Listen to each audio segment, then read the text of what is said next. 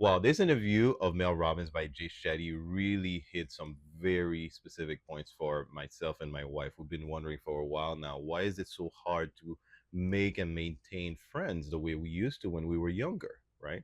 And Mel Robbins hits the nail right on the head. Have a look. Mel, why is it so hard to make friends as we get older? There is a massive shift that happens in adult friendship when you hit 20 that nobody sees coming. The rules of friendship completely change when your 20s hit. And I'm going to explain the rules when you're little, and then we're going to talk about the rules of adult friendship. So when you're little, your entire life is organized around friendship and making it possible because you're with people your age all the time in class and sports. So true. You move in groups because you're on teams and you're in neighborhoods and you're always together. You also celebrate the same milestones. You're hitting the same birthdays. You're all talking about the next level of school or this thing this summer. You're watching the same movies because you're all the same age. And so there's so much synergy and relevance and the conditions to spend a ton of time together. Then you get to university and you spend even more time together. And what happens when you hit your 20s, right, is that it moves from this big group sport where you just kind of expect to be around your friends all the time. You expect the group to get invited because that's what's always happened. You expect to see them all the time because you do always see them all the time. But then your 20s hit, the rules change, and what I call the great scattering happens. Everybody moves in different directions. And friendship goes from group sport to individual sport. You can no longer expect friendship. You are no longer part of a group that is expected to be invited everywhere because everybody scatters. And suddenly, everybody's on different timelines, you're in different cities, you're moving in different directions, so there's no way to locate yourself inside your friend group. And the only thing that's keeping you together from your friends from you were little is a text chain that starts to go quieter and quieter and quieter as people start to focus on the people in front of them. Mm-hmm. And that brings me to two major shifts that I want you to embrace using the let them theory. Number one, you can no longer expect friendship.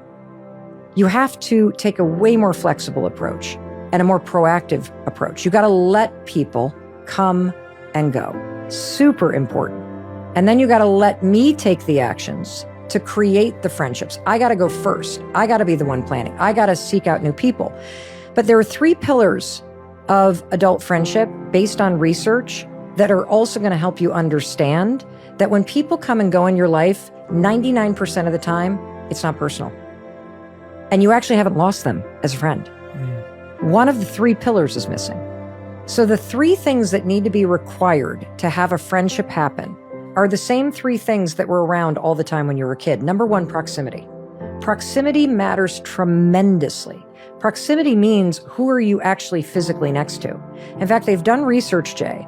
If you and I were in a dorm and we lived across the hall, I don't remember the percentages exactly, but it's like 90% chance we're going to be friends. Interesting. The poor person at the end of the hallway, 10% chance that we're going to be friends with them because of proximity. Even a matter of 50 feet makes a difference. And so when you were little, you were in proximity to people your age all the time. All day. Exactly. The research also shows that to have, as an adult, a kind of casual friend, you need to spend approximately 70 hours with somebody. Mm-hmm. To have a close friend, 200 hours. Mm-hmm. So when you're an adult, that creates a big problem because who are you spending all your time with once you're 20? The American Times study shows that it's with people you work with. So why aren't we best friends with people at work? Because you have proximity and you're spending a lot of time together. But here's the thing, timing. When you were little, you were in the same timing of life with everybody. Yeah. When you hit your 20s and it's now individual, everybody's on different timelines. Some of your friends are getting married, some are going to graduate school, some are now pursuing jobs, other people are moving out of the city, into the city. Everybody's timing is now different. And this also explains why you're almost never best friends with people at work, because the timing is off. You're sitting next to people that are in very different times of their life. You may like them a lot, and you may be friends, but you never spend time outside of work because they're at home with their family and you're going out with your buddies your age on the weekends. And then that brings me to the third thing that needs to be present for a friendship to truly click, and that's energy. And the thing about energy is it changes. And you can have fantastic energy with somebody, and then if you decide you're not drinking anymore, the energy's off. Yeah. If you decide to get really focused on fitness, the energy's off. If you have very different political beliefs, the energy's off. It's not personal. It's one of these three pillars, and it has helped me so profoundly, Jay, to realize that people come and go, and it's a beautiful thing, and you should let them.